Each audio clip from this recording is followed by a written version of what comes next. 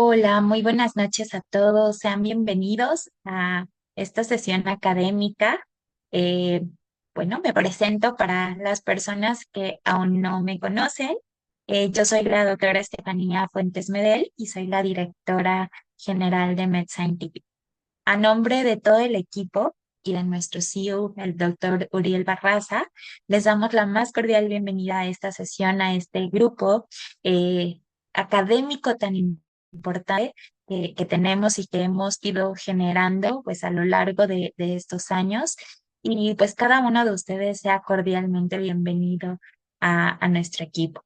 Seguramente muchos de ustedes ya nos han seguido en algunos programas académicos y bueno, han identificado la importancia que nosotros le hemos dado a ese trabajo interdisciplinar, que tanto médicos, nutriólogos, enfermeros, fisioterapeutas, trabajemos en conjunto, logremos identificar cuáles son las necesidades en cada una de nuestras áreas y, por supuesto, el poder brindar la educación académica de forma accesible y que llegue a cada uno de los rincones de nuestro país y de otros países que afortunadamente pues también MedScientific ha crecido y ha permitido llegar hacia otros países también. Así es que sean bienvenidos y pues el día de hoy tengo el placer, el enorme gusto de presentar al doctor Uriel Barraza. Y bueno, el día de hoy el doctor Uriel nos platicará de un tema fundamental y que pues está tomando mucha fuerza tanto en interés como en evidencia científica desarrollada. Sabemos que en los últimos años la comprensión que tenemos respecto a obesidad ha evolucionado de manera significativa. Ha dejado de ser vista únicamente como un desequilibrio entre la ingesta y el gasto calórico y se ha convertido en un fenómeno complejo donde interactúan múltiples sistemas biológicos. Hoy exploramos cómo la microbiota intestinal, ese ecosistema gigante de microorganismos que habita en cada uno de nuestros órganos, juega un papel fundamental en la regulación del metabolismo, la inflamación y, por supuesto, cómo aprovechamos de manera integral todos los nutrimentos y compuestos bioactivos. También algo interesante que abordaremos el día de hoy es desde una perspectiva innovadora, integrando conceptos de física y bioenergética, que sin duda alguna el doctor Uriel los domina y que nos permite ver una visión y una perspectiva totalmente diferente y que nos permita comprender de manera profunda cuáles son los procesos que subyacen a la obesidad. Y estoy segura que en esta sesión vamos a adquirir también herramientas valiosas que nos permitan una mejor aplicación en nuestra práctica clínica y, por supuesto, manteniendo siempre ese rigor científico que nos caracteriza. Agradecemos profundamente su presencia y disposición para poder aprender, cuestionarnos, pero también de forma importante reflexionar en este espacio académico. Así es que sin más preámbulo, les voy a presentar al doctor Uriel. Muchos de ustedes estoy segura que ya lo conocen, pero el doctor Uriel es nuestro CEO de MedScientific, es médico cirujano, máster en salud pública internacional con especialización en epidemiología aplicada por Carisma University. Es certificado por Universal Habits en el sistema global de Harvard y de igual forma tiene estudios en terapia cognitiva basada en mindfulness y es director médico de la Sociedad Americana de Microbiota en Ciencias de la Salud.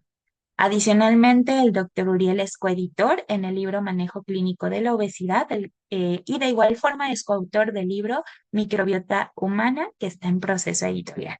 Sabemos, doctor Uriel, que esto simplemente es un pequeño una pequeña semblanza de todo tu currículum, pero bueno, estamos encantados de que nos puedas compartir un poco de tu conocimiento y pues justamente dar esta introducción a dos temas que nos apasionan y que sin duda alguna necesitamos estar muy atentos a cómo va evolucionando la información y evidencia científica. Así es que bienvenido.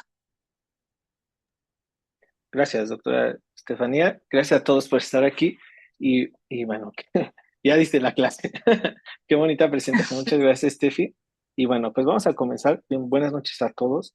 En una sesión, nunca habíamos estado tan tarde, pero bueno, fue por cuestiones de logística y a pesar de no nos vamos a tardar mucho, vamos a tratar el tema de microbiota y obesidad desde otro punto de vista. El día de hoy vengo a darles más preguntas que respuestas, porque justamente ese cuestionamiento nos hace, pues, estudiar más, nos hace preguntar más cosas y decir, oye, ¿qué tan lejos está el darnos cuenta que, pues sí, todo es energía, la verdad es que sí, y eso, pues todos son átomos, ¿no? Entonces, pues claro que todos somos energía. Entonces, hoy le vamos a dar el concepto de energía hasta la ganancia de peso. Van a ver. Así es que déjenme compartirles para comenzar.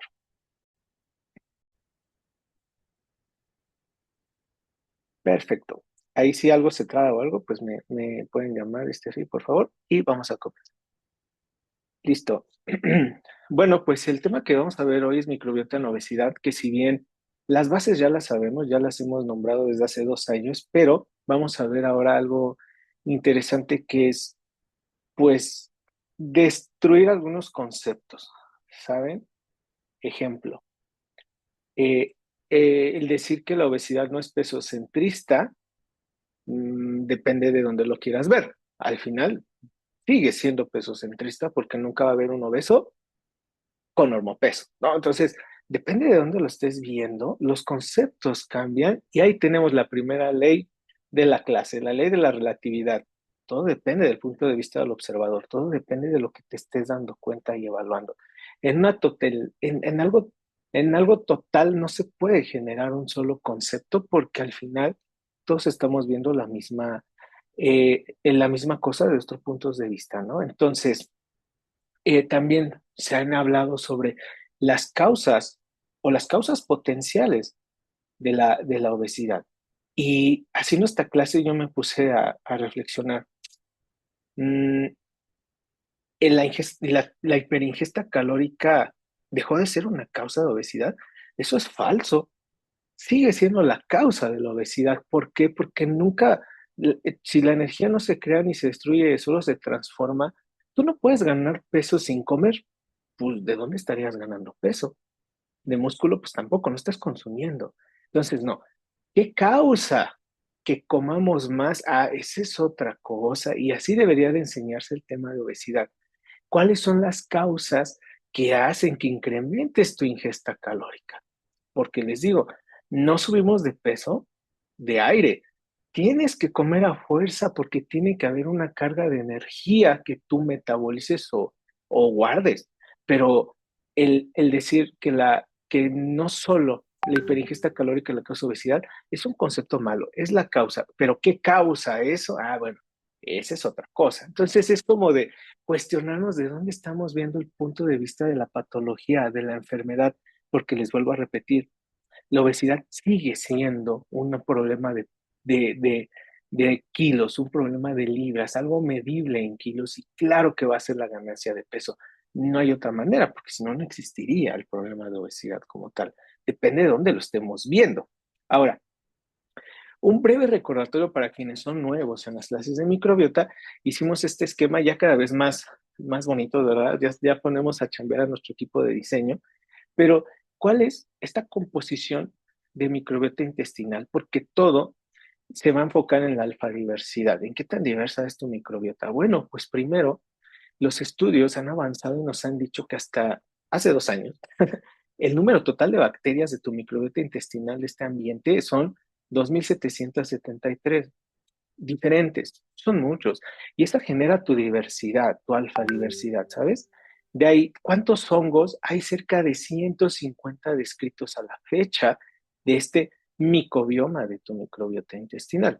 De ahí, por ahí se calcula que aquí el número está mal, realmente es de cada bacteria se calcula que hay 10 virus más. Entonces, imagínense, a veces es bacteriocentrista el tema de la microbiota, pero realmente es hongos también, virus, inclusive hasta protozoarios, ¿ok? No son parásitos, no, son protozoarios, ¿ok? Esto conforma la parte biológica de tu microbiota intestinal, pero no lo es todo. Hoy también le daremos énfasis al intestino, que es esta interfase donde, pues, de alguna manera se sustenta la microbiota. ¿Cuáles son sus funciones de la microbiota intestinal? Las podemos dividir en cuatro principales, que es la parte inmunológica, la parte de crecimiento y la parte estructural. Y donde el día de hoy nos enfocaremos, pues sin duda es en la parte metabólica. Hace tiempo, no hace mucho, hace poquitos meses, dimos una clase en el Centro Médico ABC a los médicos del Servicio de Medicina Interna y les dije, mi hipótesis de mi clase es una pregunta. ¿La microbiota es un órgano metabólico? Y pues este slide dice que sí, ¿no? ¿Por qué? Porque degradas compuestos alimentarios, transformas ácidos biliares, regulas los depósitos de grasa, haces el crecimiento y diferenciación de células epiteliales, consolidas la barrera mucosa, modulas inclusive el estado de ánimo porque produces hasta neurotransmisores, recuperas la energía y biotransformas la energía. Ahora, este problema de la obesidad, ¿por qué actualmente somos un país con sobrepeso y obesidad? Eh, Son cosas así retrospectivas y pues teorías, ¿no? De por qué el día de hoy es más fácil ganar peso que perder, ¿no? Y hay muchas teorías de las cuestiones evolutivas y ahora entra la parte de la microbiota, entra la parte del exposoma y pues ya algo muy complejo de entender de por qué vivimos en un ambiente pro-obesogénico, ¿no? Ahora se han visto cerca de 100 locis o lugares en la parte genética, codificaciones genéticas que te pueden predisponer a tener una ganancia de peso. Pero eso de dónde viene, hay hipótesis evolutivas de la obesidad, pero cuando las estudias dices, como que algo les falta, no sé si sea realmente cierto y no sé si los saltos evolutivos genéticamente sean tan rápidos, ¿no? Ahorita les daré un, un dato que les hará preguntarse mucho de estas hipótesis. La primera es, hay un genotipo raro. Antes, cuando cazábamos, cuando éramos cavernícolas, en la época antigua, pues realmente tú eh, no siempre había alimento, entonces tus genes se predisponieron y guardaron esa información para guardar energía, porque no siempre había comida disponible. Ese gen se guardó, de alguna manera es resumiendo esta teoría, y ahora tenemos comida constante con un gen ahorrador de energía, entonces por eso guardas y guardas energía, porque tienes cada vez más acceso a estas comidas hipercalóricas y sigues comiendo y comiendo. No tienes periodos prolongados de ayuno, que bueno, en estas épocas, pues quién sabe sus ayunos de cuántos días eran, o no sé si lo lograban, eso no lo sabemos, por eso son hipótesis, ¿no? El punto es, se resume esta hipótesis evolutiva de la obesidad en el genotipo ahorrador y es justamente para sobrevivir a la escasez de los alimentos, pero no lo es todo. Hay otra hipótesis que se llama la hipótesis de la deriva, donde trata de romper justamente la hipótesis anterior de la ganancia de peso. ¿Por qué? Porque te dice, si tus genes te predisponían a la obesidad, quizá no existiría la raza humana, porque podrían ser presas ante depredadores que fueran más rápidos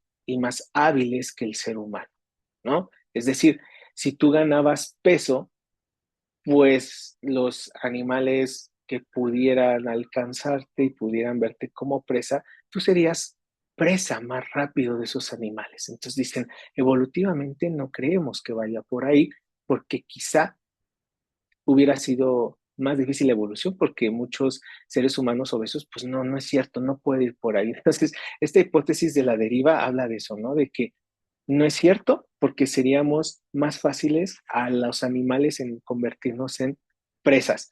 Y los evolucionistas dicen, sí, pero descubrimos las herramientas y el fuego, y eso nos, aunque estuviéramos gorditos, si es que hubiéramos estado, pues nos defendimos con eso. Entonces, son justo hipótesis, teorías de dónde proviene este gen obeso, ¿no? Ahí andamos echando la culpa a los genes. Ahora, hipótesis de la capacidad termogénica. También se dice, es que no solamente es que te faltaron alimentos o que tenías más, sino también de estas épocas glaciares, de que pues, los continentes no eran como están ahora, de que hicieron estos viajes incluso traspasaron estas barreras de hielo y todo este rollo que hacían que ahora tu capacidad del adipocito sí cumpliera una acción termogénica.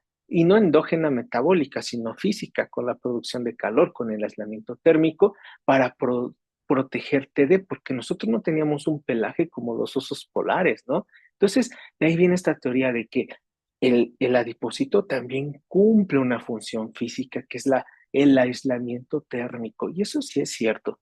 De hecho, pues a mí me enseñaron que el adipocito en el pregrado, que solo era de cuestión térmica y así, no, ahora sabemos que es una glándula metabólica, pero sí tiene este contexto de calor, de ahorrar, de no permitir la difusión del calor, ¿no? Entonces, es cierto también esto que el adipocito tiene una capacidad termogénica en el aspecto del calor, ¿ok?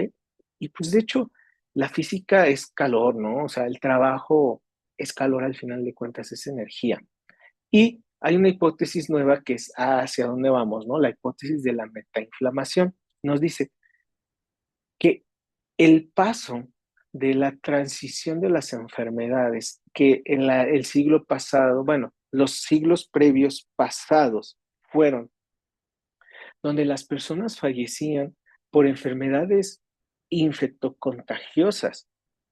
No había vacunas, no había antibióticos y de hecho la esperanza de vida era por ahí de los 35, 40 años. Ahorita está casi lo doble.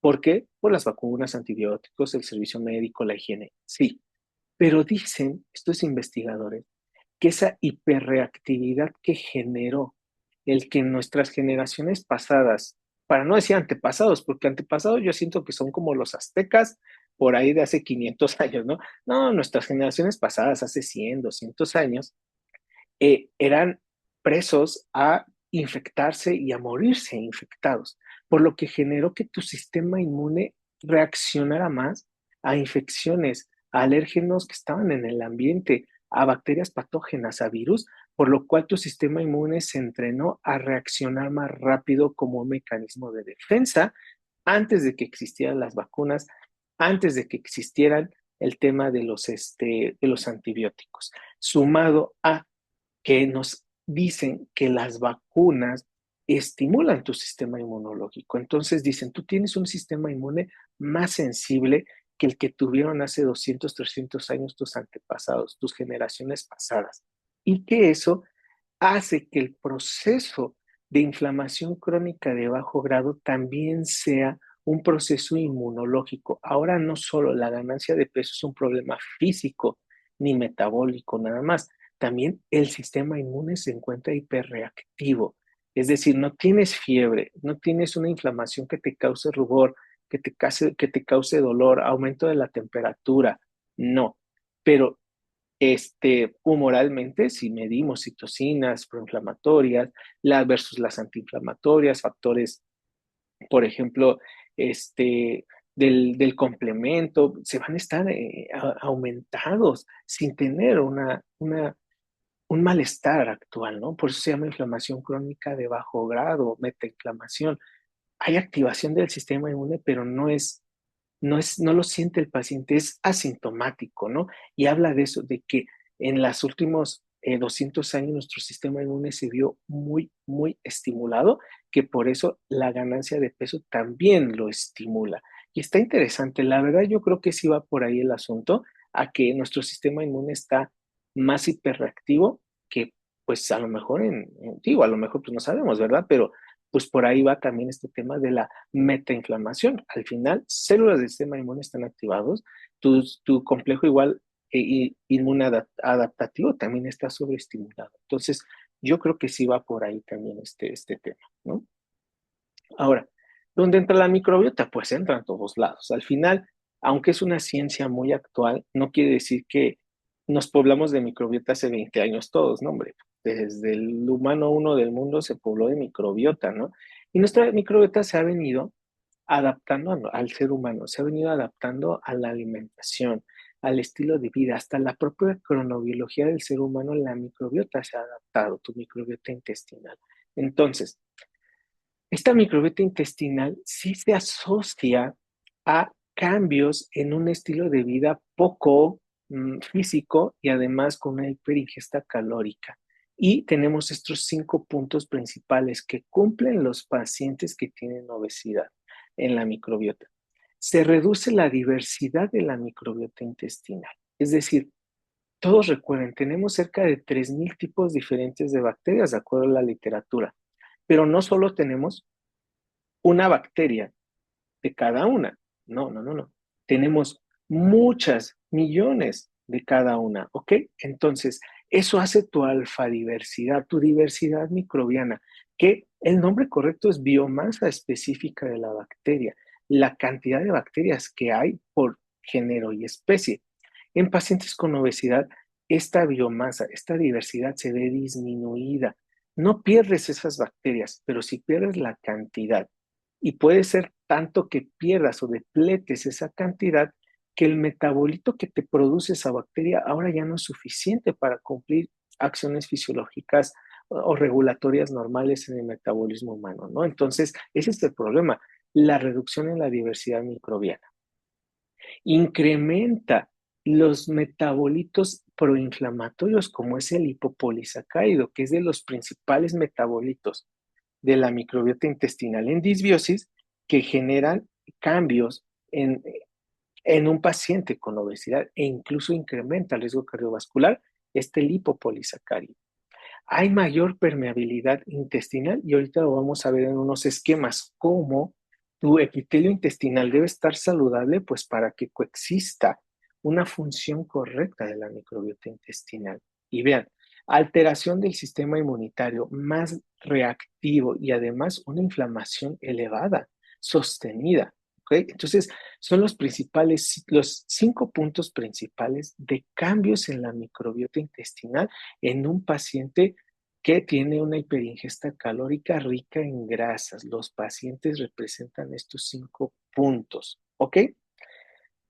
Estas alteraciones a través de la dieta rica en grasas sí perjudica al metabolismo del huésped, del paciente, pegándole al tema del metabolismo de la glucosa, de los lípidos y a la cuestión enzimática, ¿ok? Esto hacen cambios. Y entonces, ¿por qué? Y vamos a meternos en temas hasta sencillos y lógicos. Estas clases deben ser lógicas. Su, su uniforme para mis clases son que tengan la playera de la lógica antes de lo demás. Todo es lógico aquí. Tiene un sentido, ¿ok? Entonces, si tú, yo, todos los seres vivos comemos, hasta nuestros perros comen, las bacterias comen, pues necesitan un sustrato. Este sustrato tiene la capacidad de cambiar la diversidad microbiana. Recuerden que tenemos bacterias saludables, comensales o potencialmente dañinas y patógenas. Generalmente patógenas no tenemos como tal, porque si no, pues tendríamos una infección constante. Son potencialmente dañinas. Las patógenas son las que no pertenecen a tu microbiota, ingresan por el ambiente en una concentración adecuada que te llegan a enfermar. Entonces, si cambian estos patrones de microbiota, perdón, esta dieta sí cambian los patrones de microbiota y se ven géneros y especies aumentados o disminuidos. Seguramente han escuchado el radiofilmicutis bacteroidetes, donde los bacteroidetes se ven hacia abajo, disminuidos en alta diversidad, y los firmicutes elevados. ¿Ok? Ese radio se encuentra más amplio. Entonces, si hay cambios de acuerdo a la parte del aporte nutricional. Y nos hablan, va de la mano. Y eso es cierto. La microbiota come lo que tú comes. Si tu dieta es dieta de comida rápida, dieta rica en grasa, ejemplo, si tú no comes ninguna fruta y verdura, pues ¿cómo le va a llegar fibra dietética a tu microbiota? Pues si ellas no producen frutas ni verduras, ¿no? Realmente nosotros alimentamos a la microbiota. Dime, ¿qué comes? Y te diré si tienes eubiosis o disbiosis, ¿no? Realmente es así. Tú le das el sustrato a la microbiota intestinal para que se desarrolle. Y algo importante, como a nosotros, todos ustedes tienen un postre favorito, una comida favorita y algo que no les guste. Un ejemplo, a mí no me gusta el helado de fresa, ni el napolitano, no me gusta. Pero a ustedes a lo mejor sí. Las bacterias es igual. A una les gusta un tipo de fibra, a otros otro tipo de fibra, otro tipo de nutriente. Entonces, de acuerdo a tu dieta lo que te estés alimentando es lo que tu microbiota aprovecha para la biotransformación. Ahorita veremos qué es esto de la biofermentación del sustrato. Y entonces, pues se vuelve Una dieta rica en grasa asociada a la ganancia de peso y al mal estilo de vida del paciente, pues enfermedades crónico-degenerativas, obesidad, diabetes tipo 2, enfermedad por hígado graso asociada a disfunción metabólica, incremento del riesgo cardiovascular, síntomas intestinales, endotoxemia metabólica, inclusive algunos tipos de cánceres y inflamación de la cuestión del sistema nervioso central. Nuestros amigos psiquiatras ya nos hablan de la génesis de inclusive trastornos neuropsiquiátricos con origen inflamatorio a través de la dieta del paciente, una dieta mala persistentemente, ¿no? Entonces vean cómo el sobrepeso y obesidad sí son un diagnóstico médico y sí se deben de tratar, ¿no? O sea, al final, por marcadores bioquímicos, estamos en una metainflamación, ¿no? Ahora, ¿qué factores no- nos modifican la microbiota intestinal? Déjenme, este, aquí me gustaría que participaran. Quiero ver cuántos juntamos entre todos. ¿Qué factores modifican tu microbiota intestinal? Lo pueden poner en el chat. Ya está activo. Perfecto. Lo pueden ir poniendo. ¿Qué te cambia tu microbiota intestinal? Ya no se vale decir la alimentación, ¿eh? ¿Qué te cambia? ¿Qué se les ocurre que cambie la microbiota intestinal? Y vamos a ir haciendo ese checklist. Todos pueden ir viendo el chat en este momento y hay por ahí de 30 mensajes y vamos, ahí, venga. Nos hablan de los antibióticos, de la actividad física, el no dormir bien, sí, la parte de la inflamación, la falta de sueño, estrés, ajá, alcohol, estrés crónico, tabaquismo, no dormir, antibióticos, ambiente, calidad del sueño, espero que todos duerman bien. Que seamos sedentarios, alimentos procesados, que el correcto nombre son productos ultraprocesados, ¿no? Tabaco, alcohol, sedentarismo. Sí, sí, realmente sí, el exposoma, las emociones, cirugías, antibióticos, microplásticos. De hecho, hay un doctorado y hay investigación muy fuerte en España sobre microplásticos y microbiota, alimentos. Sí, perfecto, vamos bien. Vitamina D, perfectísimo. Muy bien. No tomar agua, tal cual, la región geográfica totalmente, ¿no? Entonces, perfecto, la vía del parto, tu edad también te modifica. Nadie puso edad, la edad también. Justo, perfectísimo. Vamos avanzando, ¿va? Ayunos prolongados, sí es cierto. Las dietas, todas las dietas te la modifican, para bien o para mal. Muy bien. Entonces, seguimos avanzando. Recuerden que no puede haber, y les voy a poner un ejemplo bien claro, todos llevamos a lo mejor una práctica de bacteriología en la prepa, en la universidad, donde tenías un medio de cultivo y tu bacteria se moría si no le ponías un medio de cultivo adecuado y una temperatura adecuada. Es natural, pues como nosotros si no comemos, pues nos vamos a morir. Entonces, esa, el decir que tu microbiota come, pues es sencillo. Realmente metaboliza y es un proceso genéticamente delimitado por la bacteria. Es decir, no todas las bacterias fermentan, por ejemplo, la lactosa, la sacarosa. Pues no, cada una fermenta ciertos tipos de nutrientes diferentes y así es como se hacen algunas pruebas bioquímicas bacterianas. Entonces, las bacterias realmente en tu intestino son un bioreactor o un biofermentador. Tú no tienes la capacidad de metabolizar la fibra dietética. Tu fruta y verdura que comes, sin las bacterias no podríamos procesarla, ¿ok? No podríamos aprovecharla. Entonces tu microbiota come y genera productos. Recuerden, la energía no se crea ni se destruye, jamás, solo se transforma.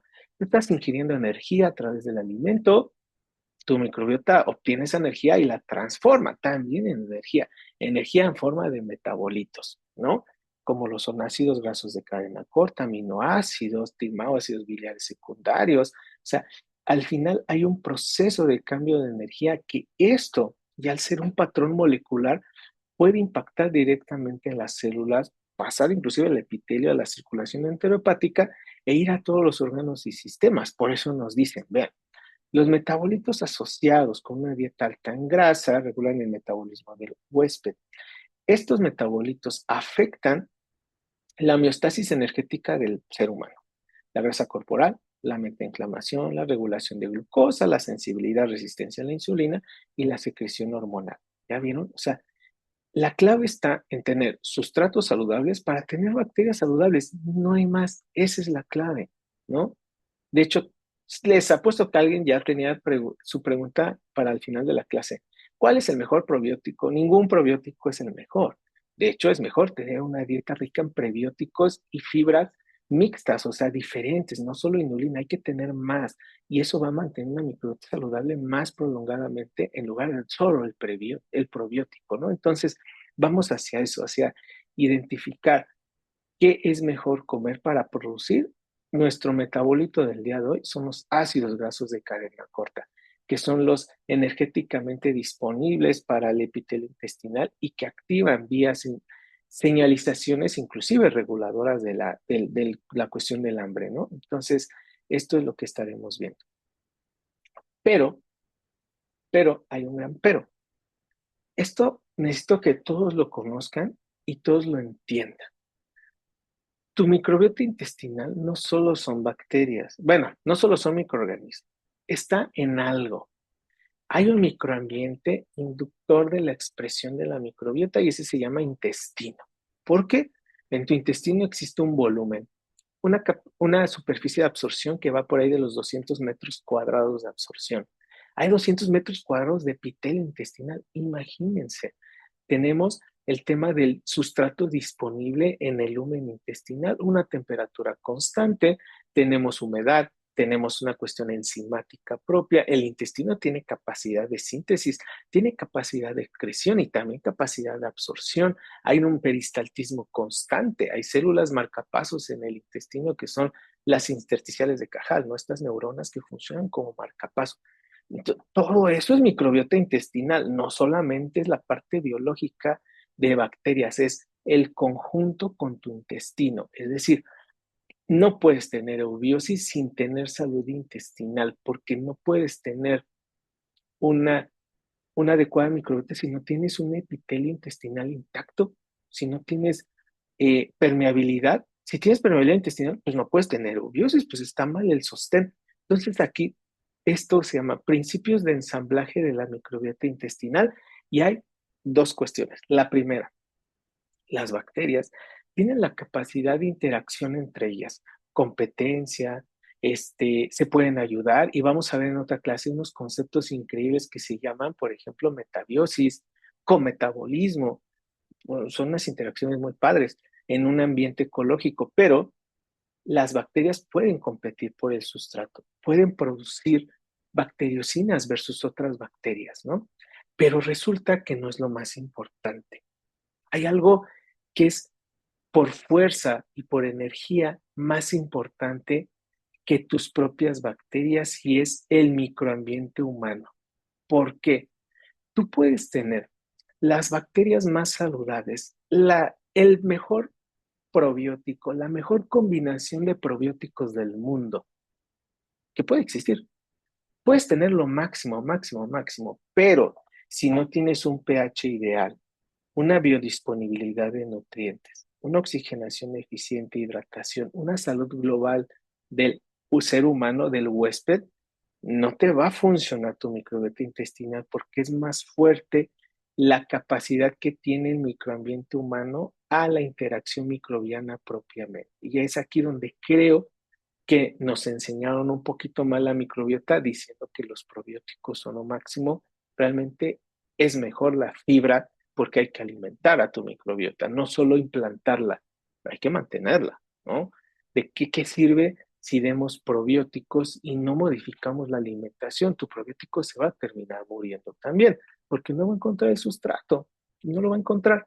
Entonces, es importante de tener en cuenta esto, la biodisponibilidad de los nutrientes. Y vean, esta interfaz es lo que les decía. Cuando hablemos de microbiota intestinal, es todo.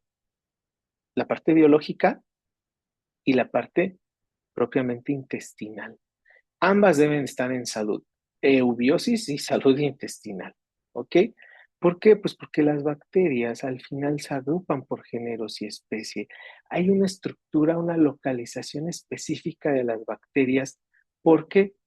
Porque hay aerobios facultativos, perdón, anaerobios facultativos, anaerobios estrictos. Entonces, hay geolocalizados donde encontramos patrones de microbiotas diferentes, ¿no? Y eso es bien interesante ver. Conforme va avanzando tu tracto gastrointestinal, o sea, estómago, duodeno, yeyuno, ilion, hasta el colon y el recto, tu carga microbiana va a ser diferente, va a ser más hacia distal.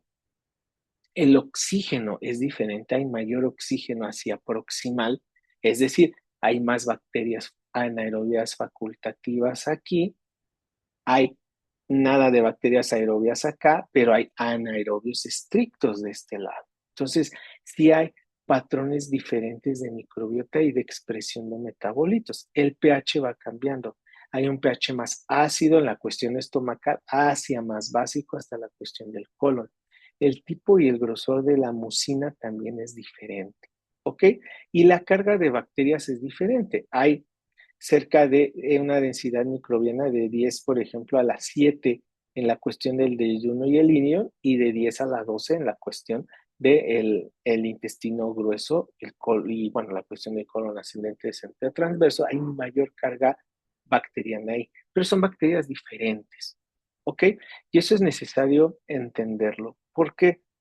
Porque los probióticos deben de llegar hasta acá, o sea, no todos van a poblar aquí, ¿no? Tienen que llegar a su lugar, a su nicho ecológico para poderse desarrollar, ¿ok? Eso es interesante también.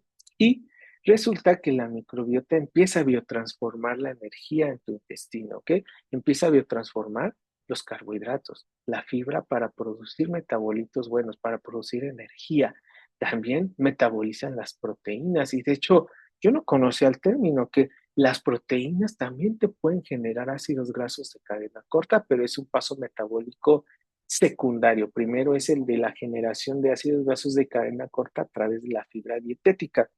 Está interesante. Pero vean, otra vez, revisando otra literatura nos vuelve a decir, la composición y la abundancia microbiana dependen de factores intrínsecos, que ya les dije que es inclusive más importante que el propio patrón bacteriano.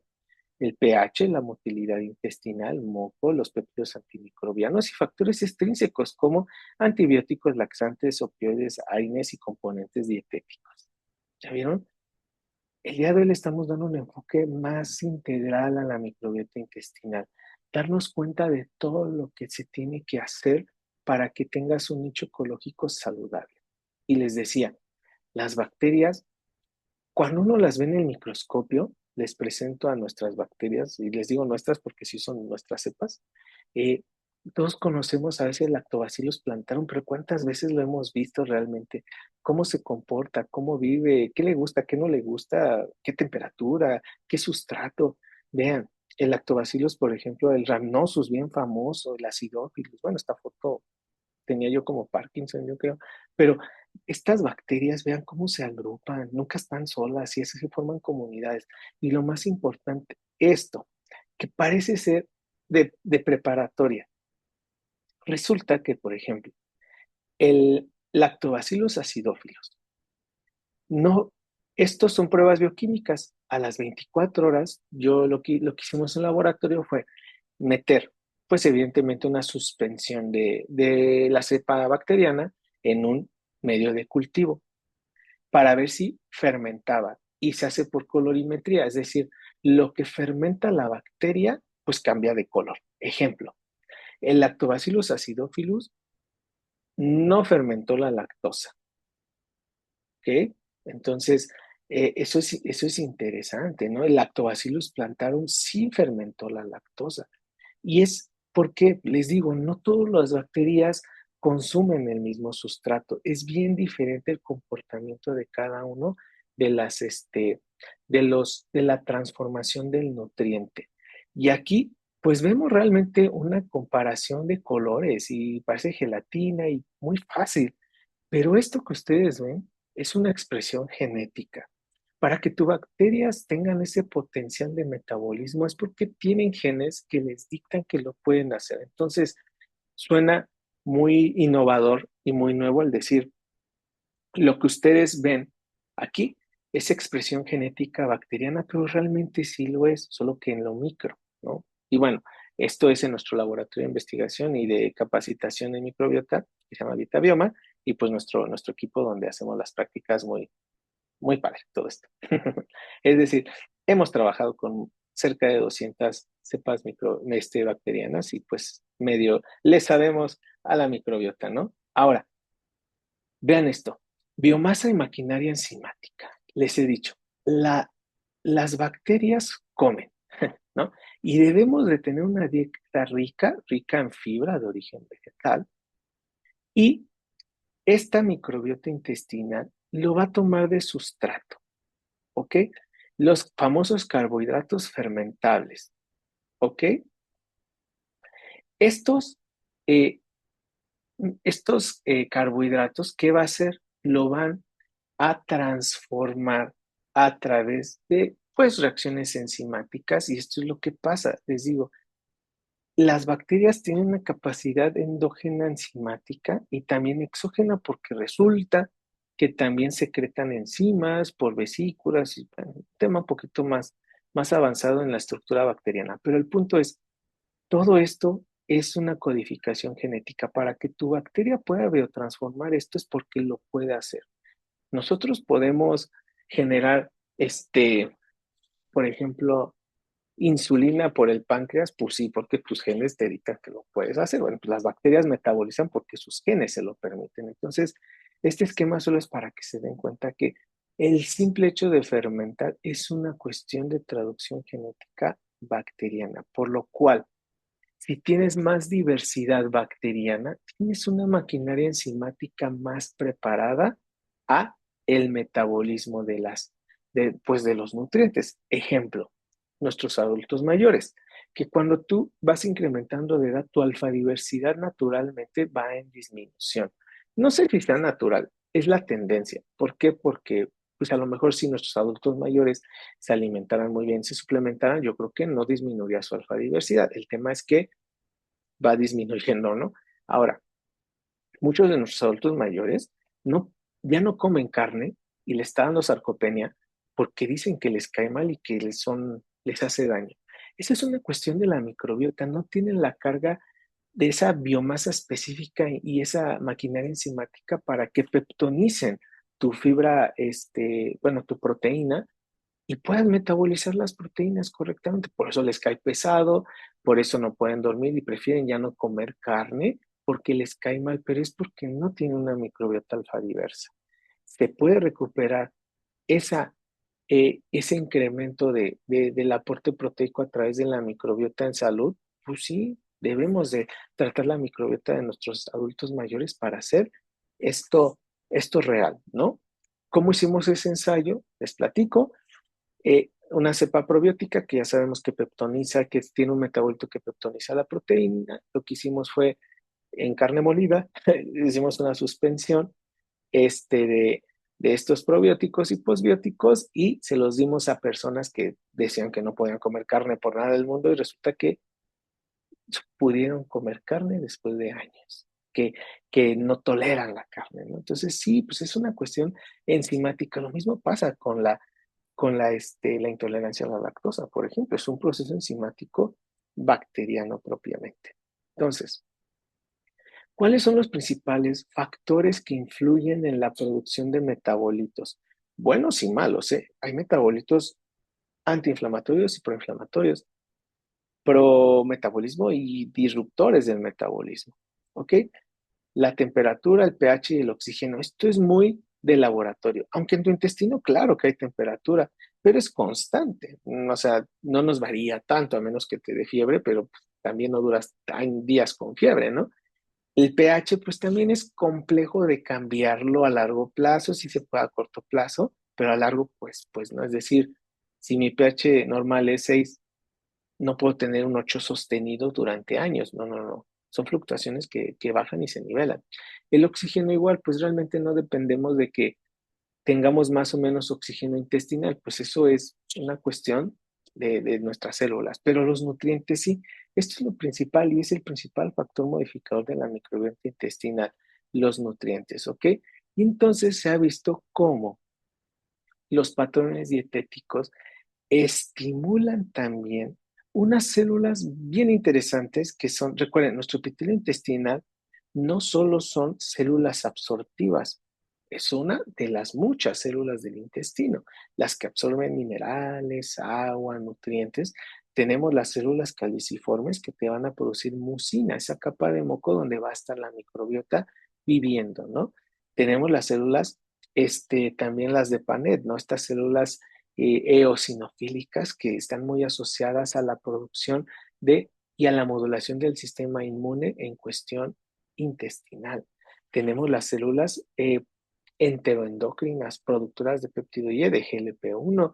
Tenemos las células neuropod, ¿no? Que también son enteroendocrinas especializadas, que son tus biosensores a nutrientes, y ya veremos otra clase de biosensores de nutrientes a través del epitelio intestinal, ¿no? El punto es, los metabolitos pueden funcionar también en la regulación del hambre y se ha visto lo principal que son los ácidos grasos de cadena corta y los derivados de los indoles de bacterias saludables que te pueden dar mayor saciedad, que te pueden disminuir la resistencia a la insulina y por ello a no ganar peso y a que no comamos más. Por lo tanto, la carga de fibra dietética debe estar en nuestros pacientes. Si bien no les gusta comer frutas y verduras, pues realmente no es la única manera de fibra, aunque sea por suplementos, ¿no? Al final, darle ese aporte correcto al paciente para evitar que su microbiota saludable se quede sin comida y que pues no se desarrolle al final de cuentas, ¿no?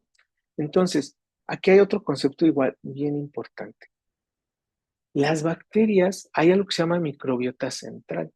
Hay bacterias que fluctúan mucho en cantidades, en lugares geográficos, pero se han estudiado 70 bacterias centrales, que esas 70 bacterias centrales hacen un paso metabólico crucial en el ser humano. ¿Ok? Y hablamos de esta red metabólica microbiana de transformación de energía, ¿no? Vean, por ejemplo, para tú metabolizar proteínas y péptidos, necesitas estas bacterias que te ayudan a transformarlo a metabolitos como tal. Ejemplo, las proteínas y péptidos, valine, leucina, isoleucina, bueno, bacteroidetes, Clostridium, Eubacterium, metabolizan esto para producir este, metabolitos, ¿no? Por ejemplo, el tema también acá de los carbohidratos, ¿no? Cómo hay bacterias que deben de estar a fuerzas presentes para producir succinato, lactato, ¿ok? Entonces, el tema, por ejemplo, de el acetato, el butirato, o sea, si hay bacterias que deben de estar presentes y esas se han visto que son 70 las centrales y las importantes de las 2.700 especies. Y generalmente esas 70 son las que nos venden los probióticos. Todos esos probióticos sí provienen de microbiota central, que sí cumplen pasos metabólicos. ¿A qué voy con esto? A que les demos la importancia a las bacterias, que sin ellas no podríamos cumplir ciertas vías metabólicas de transformación de energía de lo que proviene de tu nutrición, de tu alimentación, ¿no? Vean esto. Metabolitos microbianos en el peso, ¿no? Diga, control de peso, ¿no? Existe lo que es la fermentación de los carbohidratos, ¿no? Y pues aquí es fibra dietética, ¿no? Te producen ácidos grasos de cadena corta como el acetato, el butirato, el propionato y el succinato. Estos actúan a través de proteínas acopladas bueno, receptores acoplados a proteínas G, pero también hay algunos que pasan directamente. ¿Y qué se ha visto? Que vean, el acetato nos ayuda a la parte de la termogénesis, ¿ok? El butirato, que es de los principales, nos ayudan a la cuestión de no comer mucho, de sentirnos satisfechos propiamente, de quemar un poquito más de grasa, de no guardar tanta. ¿Por qué? Porque incluye el GLP-1 y el peptido Y, que son hormonas intestinales. Entonces, el butirato estimula directamente el GLP-1 y el peptido Y. La respuesta es sí. ¿Cómo puedes tener más butirato en tu intestino? Pues teniendo más fibra dietética que te predisponga al butirato, ¿no? Entonces, por eso les digo, la clave, pues sí, la alimentación, por donde lo queramos ver, ¿no? Entonces, esto es interesante, cómo ya los metabolitos son necesarios para la eubiosis, ¿no?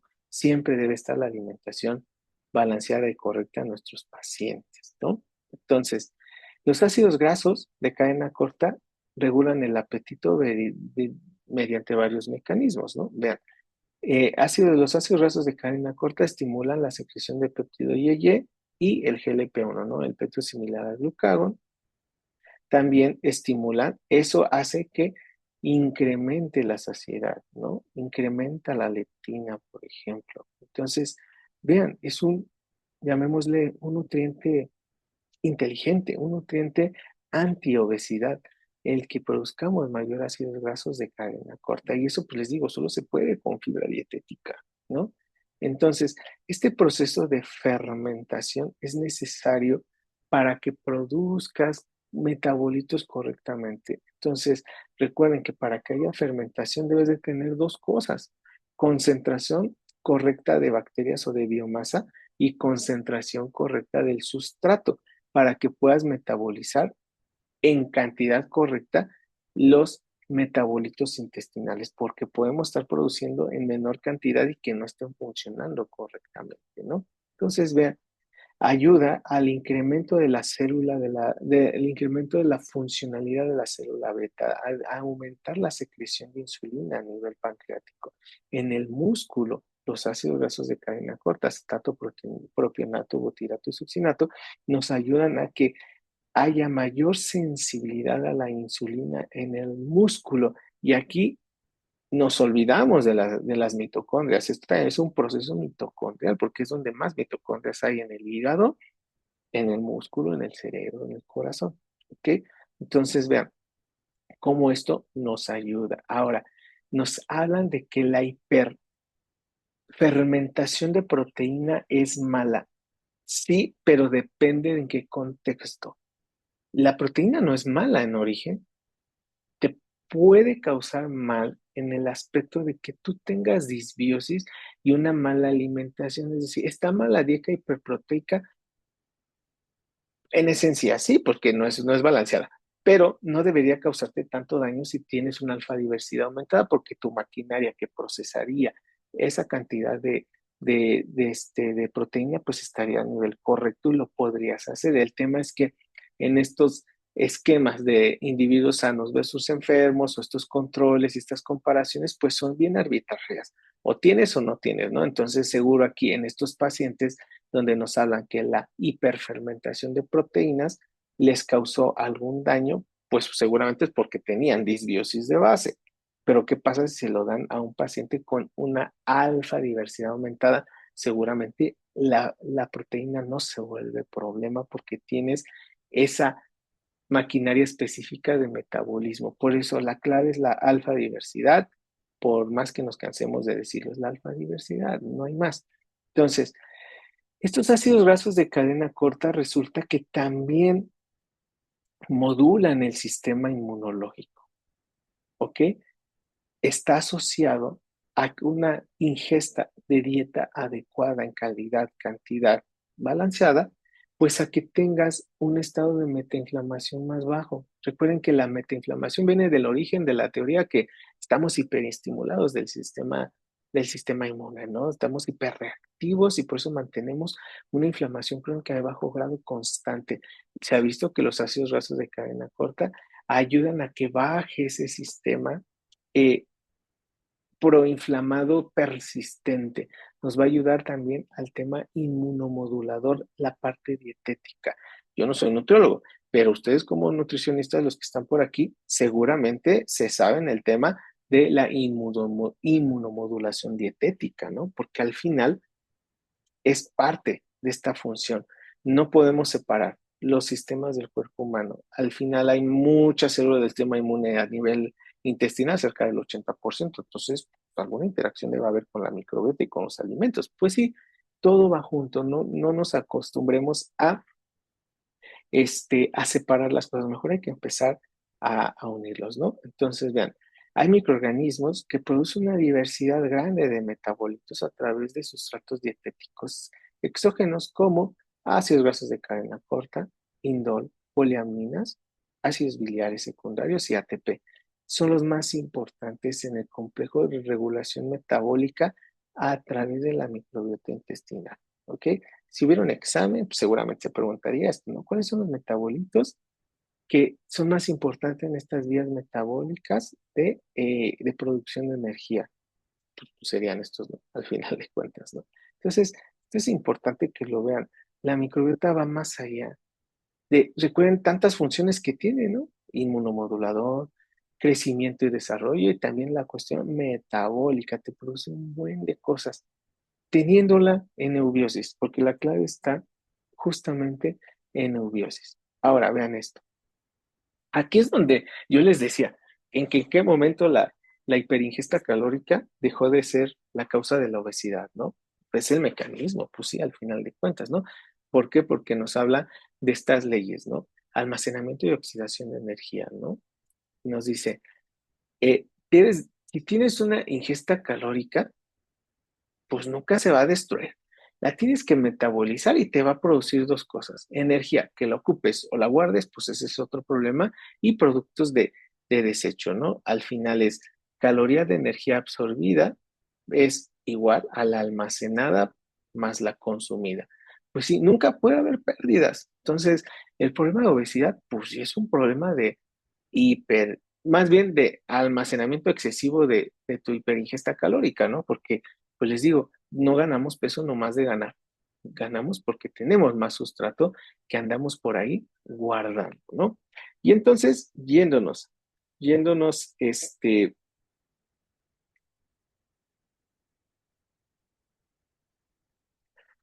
más hacia la parte física, todo está amarrado, ¿no? Entonces me puse a investigar. Y esto, bueno, ya lo había yo estudiado hace unos años. La termodinámica tiene que ver con esto si también son leyes de energía y si tu alimento es energía y tu microbiota transforma energía, entonces todo es física, todo es que ya no entiendo nada, todo se puede trasladar a un conocimiento físico, metódico, matemático, pues resulta que sí, pues por eso son las leyes de la termodinámica, ¿no? Y vean, esto es como un brevario cultural donde se puede trasladar este conocimiento, quizá para entenderlo mejor, aplicar la salud también a la física, a la bioquímica, para entender mejor la causa de las enfermedades. Vean esto. Hay cuatro leyes de la termodinámica básicas, que es la ley uno, 2, 3 y algo que se llama la ley cero. No sé por qué fue así, pero así fue. Y nos habla primero. La ley cero de la termodinámica, ¿no? Nos dice, debe de existir un equilibrio para que un sistema funcione. Y eso es cierto, o sea, al final te dice, y a ver si pueden ver mis manos, nos dice, ¿cómo puede haber una manera de que aquí la termodinámica habla mucho de energía y de calor, ¿no? La calor como el producto de ese trabajo, de esa fuerza y esa energía te produce calor, ¿no? Y es, y pues, frótense las manos y pues, sí, qué calor, claro, esta ley es cierta, ¿no? Pero te dice, ¿cómo puedes estar seguro que un cuerpo A y un B están en equilibrio?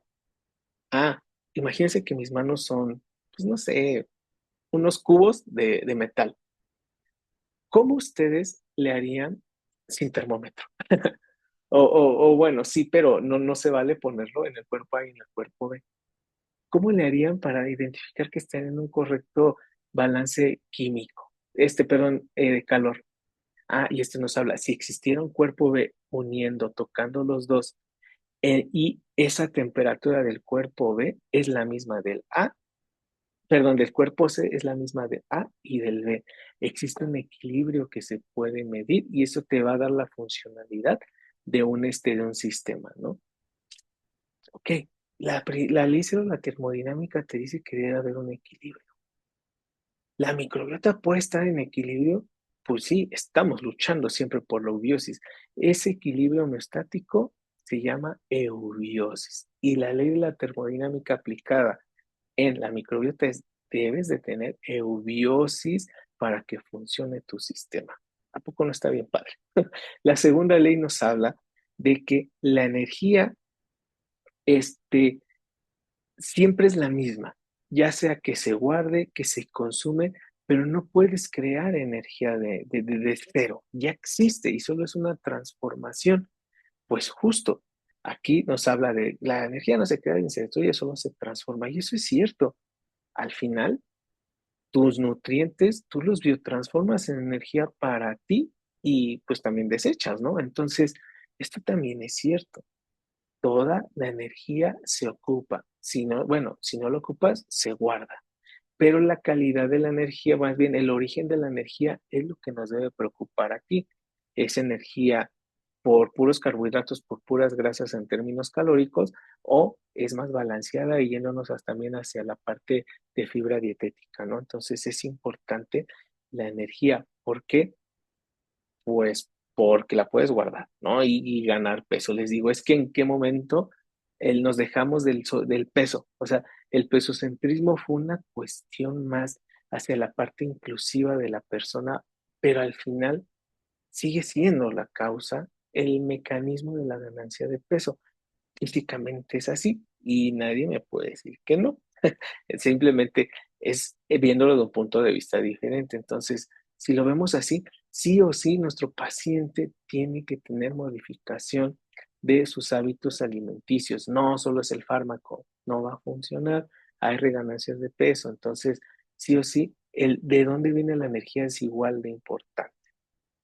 ¿Ok? Después nos habla de la entropía, ¿no? Que nos han enseñado mal que la entropía es caos. Pues no es cierto, es que depende de donde lo estés viendo. Si yo ahorita les dijera, a ver, todos imagínense y en un pizarrón, les iba a decir una hoja, pero va a estar difícil. En un pizarrón, dibujen todas las vías metabólicas de los 2700 tipos diferentes de bacterias. Espérate, vas a decir, ¿es cómo? No, no, pues no, es imposible. Eso es un caos.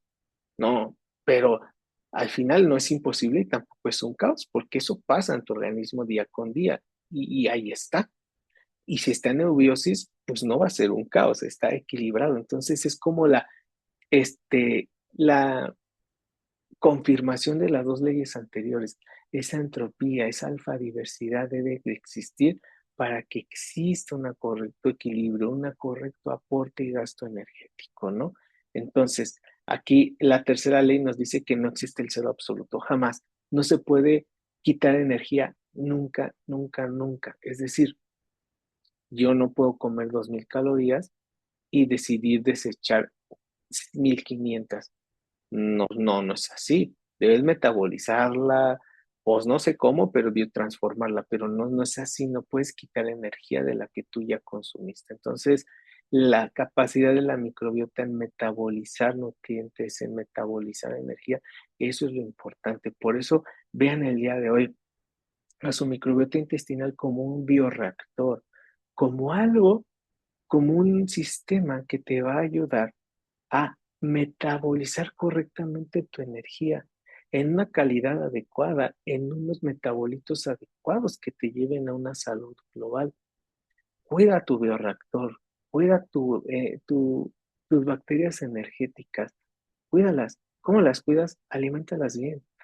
Cuídate a ti mismo para que las cuides a ellas, ¿no? Mejor estilo de vida, descansa bien, este, toma suficiente agua, no te automediques, eh, pues no trata de no beber tanto alcohol, no fumes, todo eso son hábitos buenos para la microbiota y así vas a tener pues una salud al final de cuentas. Debemos de ello, pues tener salud también, ¿no? Y aquí es como, ¿cómo se convierte la energía? Vean, esto algo que ya aplicativo a lo que vimos, van a decir, bueno, Luriel está loco, ¿cómo nos habla de física, no? Pero vean, la fuente original de los metabolitos, todo tiene una fuente original, una transformación y un destino final, ¿no? Vean, la fibra dietética no se hace ácidos grasos de cadena corta, solita, no, debe de pasar un paso de transformación a través de la fermentación bacteriana. Esa fermentación bacteriana te va a producir un poquito de azúcar, un poquito de alcohol y pues los productos del metabolismo. Es como cuando se fermenta el pulque o la cerveza, pues te genera alcohol, te genera azúcar, pues sí, la biotransformación es un fenómeno bioquímico que existe. Esos ácidos grasos de cadena corta se absorben a nivel intestinal y su destino final es darle buena energía al huésped, ¿no? Y de ahí, ya sea que la energía restante se ocupa en el metabolismo celular y bacteriano y la otra se disipa o se guarda a manera de glucógeno, por ejemplo, a manera de grasa. Entonces, vean, cómo todo sí es un reordenamiento de la energía en cuestiones físicas de tu aporte calórico que estás obteniendo. Entonces, esto es, entrenen a su microbiota, llévenla hacia la alfa diversidad para que se vuelva un aliado de tu salud. Porque si no está en alfa diversidad, si tienes disbiosis, pues ahora tienes un factor de riesgo para enfermedades crónico-degenerativas. Entonces, nosotros somos conscientes de tu salud o de tu enfermedad, en este caso, pues de tu microbiota, tu biosis o tu disbiosis. Y para cerrar, les platico algo que estamos realizando. Estamos viendo dónde interaccionan las cosas en estos modelos ya, llamémosle físicos, cuánticos, si ustedes lo quieren ver así, pero en una teoría mecanicista, o sea, que sí que tenga origen, que tenga bases, lógica y además multidisciplinaria, ¿no? Vean, y esto se los dejo para que lo puedan estudiar cuando tengan ganas de estudiar esto, ¿no? Nos hablan que tenemos nuestros genes humanos, pero no solamente nos hacen funcionar nuestros propios genes. Recuerden, tenemos tres tipos de genes en nosotros como seres vivos, perdón, como seres humanos. Nuestro genoma humano, por ahí de los 23,000 genes, tenemos el genoma microbiano, el microbioma, que son por ahí de 20 millones de genes, y tenemos el genoma mitocondrial, tres tipos de genes diferentes que nos hacen funcionar. Y entonces esto se llama la interacción multigenómica energética. Y vean, estos nombres que les pusimos para un comprendimiento mejor. La función del genoma humano no puede funcionar solito. Tiene que tener la ayuda de estos dos. ¿Por qué? Si nos vamos solo a ver una célula, imagínense la célula que ustedes quieran, una neurona. Una neurona no puede producir energía sin las mitocondrias, ¿no? Y las mitocondrias no cumplen su función sin su genoma mitocondrial. Entonces, la función del genoma mitocondrial es una función de producción de energía. La función del microbioma es una función de biotransformación, de transformación metabólica.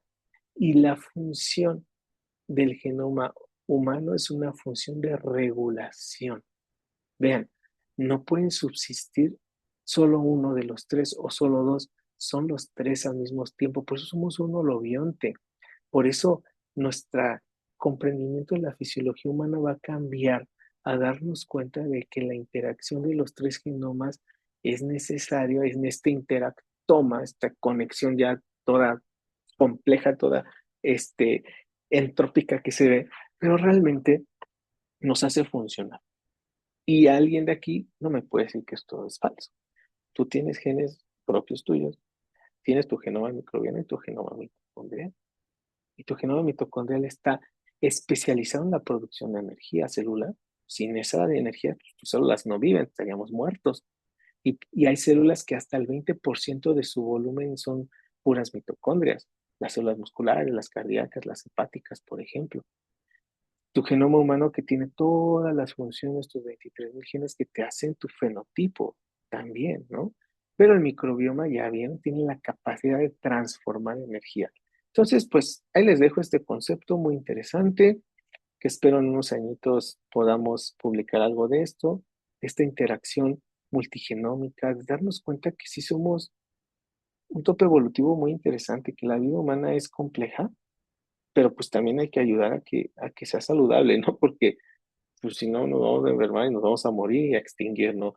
Vamos, vean, tenemos muchos, sí somos seres privilegiados, tenemos tres genomas, hay que aprovecharlos, hay que ir hacia el éxito de la humanidad, ¿no? Biológicamente hablando, porque al final es una interacción constante con más cosas, no solo esto. Así es que, pues hasta aquí dejo la clase con estos conceptos medio extraños que se llama ciencia translacional y y estos grupos donde cada vez hay más interacción con más profesiones, con más áreas de la ciencia que te ayuden a dilucidar, que te ayuden a entender procesos metabólicos. Y tal es el efecto que el día de hoy invité a la doctora Estefanía quien me presentó, quien es nutrióloga, quien es maestra, tiene un doctorado en biología molecular. Entonces, esto tiene sentido a nivel molecular, ¿no? Y entonces, yo le hice tres preguntitas antes de la clase que a ver si las mitocondrias realmente producen energía. La microbiota puede modular las mitocondrias, o sea, desde el punto de vista biológico molecular. Esto tiene sentido porque, vean, tenemos que tener una demostración y un conocimiento de distintas áreas de la salud y de la ciencia para armar una verdad, para armar una ciencia adecuada y no solo ver solo un lado de la ciencia, sino verla pues de todos lados como una esfera. Estás viendo de todos lados, ¿no? Entonces, pues esperando que no les haya dado sueño a esta clase, que ya es bien tarde, perdónenme, pero bueno, ya está por aquí la doctora Estefan. Hola, Estefi, ¿cómo estás?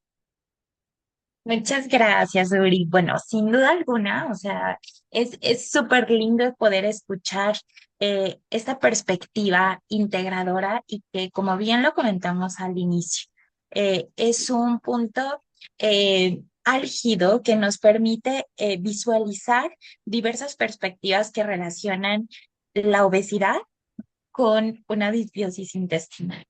Y que como bien lo comentas, quiero recalcar una idea. Bueno, de igual forma, antes de mencionar esta idea, pues comentarles que el chat se encuentra activo para que nos puedan compartir algún comentario, nos puedan compartir alguna pregunta que surge de la sesión y que estoy segura que todos nosotros pues nos quedamos con algunas inquietudes, perspectivas y bueno. Adelante para que lo puedan compartir.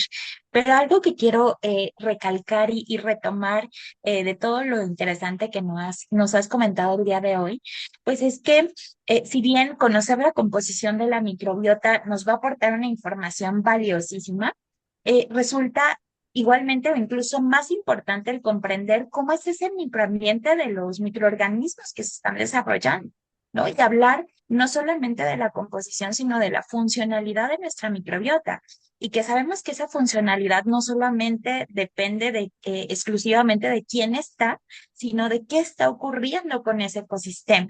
Y esto es lo que nos permite entonces pensar y entender cómo dos individuos con una composición muy similar de su microbiota pueden presentar funciones completamente distintas y entender pues esas diferencias que podemos ver en nuestra clínica o en nuestra práctica clínica o en la consulta diaria. Entonces, creo que tú nos has dado diferentes elementos que nos permiten reflexionar y ver una integración de la información, pero una integración de ese conocimiento que, como bien lo has comentado, desde mi punto de vista molecular, nutricional, sin duda alguna, ahí podemos encontrar la respuesta a muchas de las preguntas que nos hacemos diariamente y que nos permiten comprender y entender cómo puede establecerse un tratamiento que puede tener un mayor porcentaje de éxito si nosotros comprendemos el origen de esos problemas o de esas alteraciones. Así es que siempre digo que soy fan de tus Ujú. clases porque nos permites conocer, pero también mantener ese mensaje de reflexión para poder hacer un trabajo colaborativo. Muy bien, pues mira, hay muchos comentarios Ujú. de felicitación, excelente clase, nos ha gustado y Gracias. bueno, creo que estamos todos en la misma sintonía. Muchos mensajes de felicitación. Y Gracias. Sí, bueno, muchas de, gracias. de igual forma, creo que siempre tenemos una pregunta en común y es relacionado con algunos de los enfoques terapéuticos. ¿Cómo consideras tú que podemos intervenir en el ensamblaje de la microbiota y favorecer justamente una mejor funcionalidad de nuestra microbiota? ¿Qué opinas? Pues mira, primero, el, el hacer una evaluación de tu paciente en la salud, cuestión metabólica, o sea, hacer, en este caso, al lado médico, pues una química sanguínea, ver cómo está su metabolismo de proteínas, su metabolismo de lípidos, de glucosa, porque puedes inferir desde ahí una disbiosis también. Yo creo que no existe la eubiosis con diabetes, la eubiosis con obesidad y la eubiosis hipercolesterolemia, no, va acompañado de la disbiosis, pero también debemos de indagar si tu paciente tiene un aporte adecuado de antioxidantes, un aporte adecuado de omegas, un aporte adecuado de fibra dietética a través de su alimentación, para que tú puedas intuir en una salud intestinal y en una alfa diversidad. Si no tiene esto, es complejo que el ser humano por sí mismo tenga una capacidad antioxidante, teniendo un mundo prooxidante. Entonces, ¿cómo? Pues con una correcta suplementación, con un adecuado estilo de vida y todo lo que ustedes pusieron de factores modificadores de la microbiota, llevarlos a modularlos lo más que puedas, ¿no? Todos llevarlos hacia la parte que no se encuentren presentes. Yo sé que los fármacos modifican la microbiota, pero un fármaco debe estar indicado por un médico. Entonces, el mensaje es no a la automedicación. Entonces, ¿cómo llevar hacia eso? Pues el tener un estilo de vida saludable y una alimentación totalmente adecuada en el tiempo, no nada más que comí sano ayer, batier, no, tu patrón alimenticio durante mucho, mucho tiempo. Entonces, yo empezaría por ahí. Ujú, Claro, coincido totalmente contigo. La importancia del exposoma que nos hablabas en un inicio, ¿no? Justamente contemplar que es la suma de diversos factores y que esos factores van a impactar de manera importante en la funcionalidad ante una exposición crónica, ¿no? Difícilmente con exposiciones agudas se logra tener un efecto mantenido. Entonces creo que ese es uno de los aspectos más importantes a considerar. Pues ujú. muchísimas gracias, doctor Uriel, No, por hombre, gracias a esta ti. magnífica masterclass. Y bueno, estoy segura que muchos de nosotros, todos aquí, hemos disfrutado de esta sesión. Y bueno, adelante, te cedo la palabra para que nos compartas ese mensaje que tienes para nosotros. Ujú. Perfecto, listo. Bueno, hay una pregunta igual interesante, la última antes de irnos. Alma nos pregunta si hay una duda, si hay una prueba de laboratorio que diagnostique la microbiota y que si modificamos la microbiota, podemos verla por laboratorio si está bien. Sí y no. No hay un consenso actual de un gold standard para eubiosis o disbiosis, pero sí hay estudios que nos pueden guiar hacia una eubiosis o disbiosis. Ahorita lo más adecuado pues es esta secuenciación genética microbiana, pero pues es cara. En México está por ahí de los 10,000, inclusive hasta 20,000 pesos, y pues es caro. O sea, ¿qué paciente se la va a querer hacer? Pues la verdad es que casi nadie. Entonces debemos de hacer alguna estrategia que no sea tan costosa para que se vuelva un estudio de referencia para eubiosis o disbiosis. Algo importante, la presencia genética de las bacterias no significa funcionalidad. Entonces, también ahí a estos recuentos bacterianos que a través de esta secuenciación, aunque esté presente la bacteria, puede ser que no esté funcionando bien, que no sea una biomasa específica para generar este potencial enzimático. Entonces, tampoco creo que sea de las maneras tan correctas y sensibles de ver una eubiosis o disbiosis. Solo te dice alfadiversidad, pero funcionalidad, quién sabe, deberíamos de estar ahí preguntándonos. Vienen tecnologías ya muy pronto, tecnologías de cuantificación de metabolitos circulantes a través de, pues sí, de tu sangre, ¿no? Pero que son de origen intestinal, ya vienen hacia México. Entonces, quizá eso también nos ayude a diagnosticar ubiosis y disbiosis en nuestros pacientes. Y pues nada, un spoiler, un servidor va a presentar esa tecnología como en unos 4 meses aquí en México. Entonces, tranquilos, ya les daremos la info, pero fuimos elegidos para presentarla a nivel nacional, esa nueva tecnología. Muy pronto, muy pronto.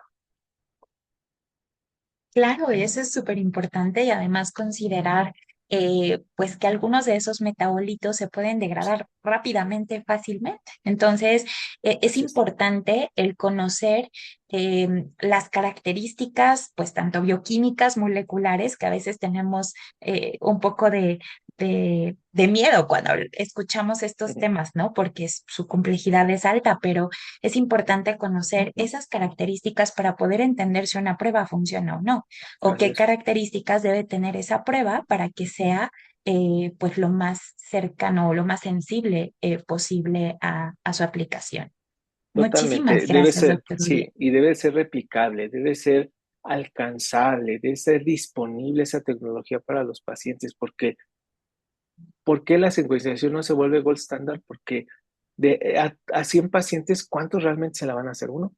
Entonces, hasta las comparaciones son bien complejas en estos estudios que están ya muy de moda y creo que son los más buenos para mi punto de vista, los estudios de la vida real. Dejar de ser tan controlados en el hospital, viéndonos hacia lo que está pasando en la sociedad, hacia la funcionalidad en la casa de las personas, no en medios hospitalarios. Entonces, pues sí es complejo, pero hacia allá vamos, hacia allá vamos. Pero creo que también la parte clínica es importante y podemos, sí, intuir una disbiosis de la clínica, desde cómo es al paciente, desde su aporte nutricional, pues por ahí va. O sea, el paciente que te diga, yo no como frutas ni verduras porque la verdad es que no, pues ¿de dónde su microbiota va a tener nutrientes saludables? O sea, no hay manera. Entonces, desde ahí ese paciente, claro que va a tener disbiosis. No hay aporte de fibra dietética, entonces hay que suplementarla, ¿no? Y viene otra clave, no existe ni el prebiótico ideal ni el probiótico ideal, es la suma de los dos, pero en diversidad. Es decir,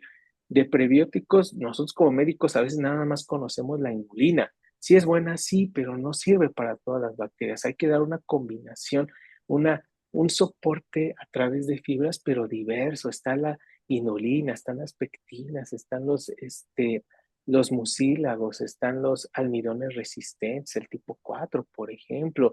Entonces, hay varias cosas que se pueden hacer. La clave es que todos estuvieran presentes en tu dieta día a día, no solo uno. La combinación, hasta la diversidad de fibra te incrementa la alfa diversidad bacteriana. Y pues bueno, eso es lo que tenemos preparados para ustedes. Y bueno, para finalizar, queremos invitarlos a que se unan a nuestro grupo de estudio, a este acompañamiento y a saber, ¿no? Desde nuestros programas multidisciplinarios en ciencias de la salud, donde vemos el tema de obesidad, el tema de microbiota, pero desde 5 o 6 puntos de vista diferentes de acuerdo hacia el perfil de nuestros ponentes, ¿no? Eso hace que el conocimiento sea más rico y mejor, ¿no? Entonces, déjenme, y seguramente algunos de ustedes ya saben que existe un diplomado de obesidad y diabetes que coordinó la doctora Estefanía, de hecho ella hizo el programa, y el abordaje de patologías endocrinometabólicas, y se va a abrir la generación 2. Es un programa de 120 horas curriculares, donde se ve diabetes, perdón, obesidad infantil, obesidad en el adulto, diabetes tipo 1, tipo 2, la tipo 5, la gestacional, en casos especiales, microbiota, y se ve también el abordaje endocrino nutricional de estas enfermedades. Entonces, los invitamos a que sean parte de él. Lo voy a proyectar así de volada para que cuando lo vean en su correo sepan de qué les estoy hablando, porque si no, pues como, ¿verdad? Déjenme enseñárselos. Ya en 3 minutitos les pongo el enlace de asistencia para que todos mañana tengan su constancia. Miren, este es el diplomado que me gustaría invitarlos, que todos lo tomen para tener un comprendimiento mejor de todo esto. Es el diplomado en obesidad y diabetes, enfoque médico nutricional, enfermedades de las enfermedades endocrinometabólicas, 120 horas curriculares. Es totalmente asincrónico, son 47 clases. Está avalado por la Universidad de Anáhuac a través de la Escuela Internacional de Medicina de Anáhuac, Cancún, y dado tecnológicamente y científicamente por nosotros, MedScientific, ¿no? Y bueno, el programa, vean, 47 clases, lo más innovador que existe en diplomados, y más de 20 profesores, y todo con este enfoque multidisciplinario. Aquí están nuestros coordinadores, a todos ellos ya los conocen, tenemos coordinadores del área de nutrición, biología molecular, el área clínica, medicina interna, el área de investigación, el área de nutrición deportiva, y bueno, tenemos bastantes profesores en este diplomado. Este diplomado, en la generación uno que fue a finales del año pasado, pues tuvo un costo por ahí de los 12, de los 10,000, 11,000 pesos aproximadamente, y se hizo un esfuerzo por conseguirles becas del 80% que un servidor está otorgando a través de, pues, MedScientific. Quienes no sepan, yo soy el dueño y director de MedScientific, entonces puedo tomar estas decisiones y yo quiero que se actualicen con lo mejor. Este programa no se actualizó porque sigue siendo lo más actual que hay en el mercado de educación, y bueno, les ofrezco una beca del 80% para que todos ustedes lo tomen, y nada más les va a costar 2,200 pesos el cursarlo totalmente y tener estas 120 horas curriculares. Lo pueden acabar durante 5 meses. El día 20, me parece que sí es el 20. mm, tararara, el 20 de este mes se publica todas las clases y tú decides si las ves en un mes, en dos, en tres. El corte es a los 5 meses. Y bueno, este es nuestro diplomado, al cual los queremos invitar. Ya está totalmente grabado. No se preocupen porque se canceló una clase, no llegaron. Es a tu ritmo. Y el costo, pues, es para llegar a más estudiantes que se formen con una ciencia muy completa, multidisciplinar, pero también para si hay profesionales interesados. Estas horas curriculares sirven para recertificación en medicina, y para nutriólogos que también van a empezar su proceso de recertificación, también funcionan porque son horas otorgadas por la Universidad de Anáhuac. Entonces, los invitamos. Y pues no termina ahí. La última info de hoy, van a decir, ya cállate bien. Un segundito, un segundito.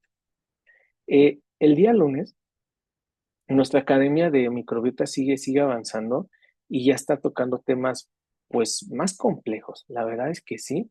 Y este día lunes comienza un curso que se llama Inflammaging, es decir, la interacción de la microbiota intestinal, tu sistema inmunológico y tu balance oxidativo mitocondrial, enfocado evidentemente en metabolismo y envejecimiento, que es lo más nuevo pues que se está viendo, pues sí, a nivel mundial, ¿no? En Harvard vean nada más sus líneas de investigaciones bien interesantes de esto.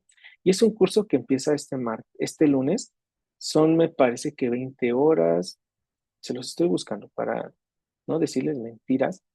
Y pues nada, quiero decirles que ese programa cuesta 1,500, pero quien se inscriba al diplomado les regalo el acceso al curso de Inflammation. O sea, aquí quiero que todos se harten de tanta ciencia, quiero que todos aprendamos del mismo nivel y que México sea el top uno del conocimiento de la ciencia de la microbiota intestinal.